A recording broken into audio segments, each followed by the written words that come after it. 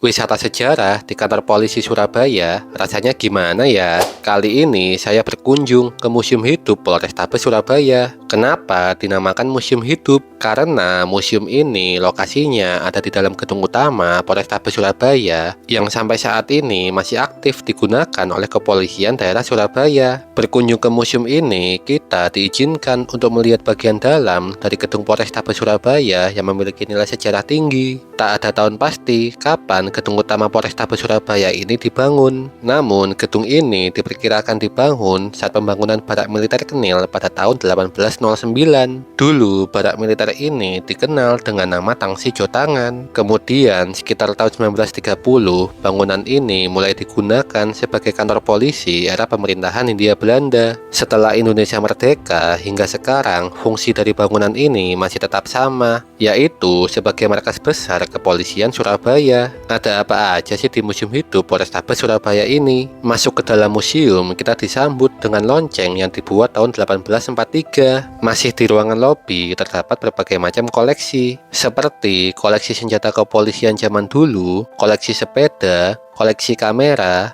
koleksi seragam polisi dari masa ke masa, dan masih banyak lagi. Di gedung yang terpisah dengan bangunan utama, terdapat bangunan yang digunakan sebagai galeri pamer. Yang menarik, di bangunan ini terdapat replika dari ruangan kantor Muhammad Yasin. Muhammad Yasin sendiri dulunya adalah pimpinan dari pasukan polisi istimewa daerah Surabaya yang merupakan cikal bakal dari Brimob. Di gedung galeri ini kesannya lebih santai, karena memang khusus digunakan sebagai ruangan pamer. Berbeda dengan bagian museum di bangunan utama yang masih aktif digunakan sebagai kantor. Museum Hidup Polrestabes Surabaya buka dari hari Senin sampai Jumat dari jam 8 pagi sampai jam 4 sore. Dan itu tadi cerita singkat tentang Museum Hidup Polrestabes Surabaya. Next, enaknya berkunjung kemana lagi ya?